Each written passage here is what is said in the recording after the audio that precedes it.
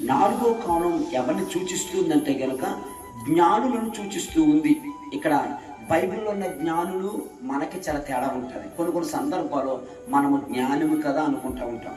కానీ ఈ జ్ఞానులు చేసిన పని ఏమిటంటే గనుక, ఈ జ్ఞానులు యేసుక్రీస్తు ప్రభువారి దగ్గరికి వచ్చారు. యేసుక్రీస్తు ప్రభువారి దగ్గరికి వచ్చి వీరు ఎంత జ్ఞానము కలిగిన వారిని సరే సాంబ్రాణిని బోలమును ఎందుకు ఆయనకి సమర్పించారు అంటే గనుక, జ్ఞానుల కంటే మహా జ్ఞానము కలిగిన వాడు, ఈ రాజ్యాలను ప్రతి వ్యక్తిని పరిపాలించగలిగిన వ్యక్తి ఈయనని జ్ఞానులు ఏం చేశారంటే యేసుక్రీస్తు ప్రభువారికి వీటిని సమర్పించారు. ఈ క్రిస్మస్ దినాన, ఈ డిసెంబర్ నెలలో నీ హృదయాన్ని దేవునికి సమర్పిస్తే గనుక, నీ హృదయాన్ని దేవునికి ఇస్తే గనుక, జ్ఞానులు ఏ రీతిగా అయితే దేవునికి సమర్పించారో ఆ రీతిగా నువ్వు సమర్పిస్తే గనుక, వారి జ్ఞానాన్ని బట్టి ఏ రీతిగా అభివృద్ధి పొందారో మనము కూడా ఆ రీతిగా అభివృద్ధి చెందుదుము గాక.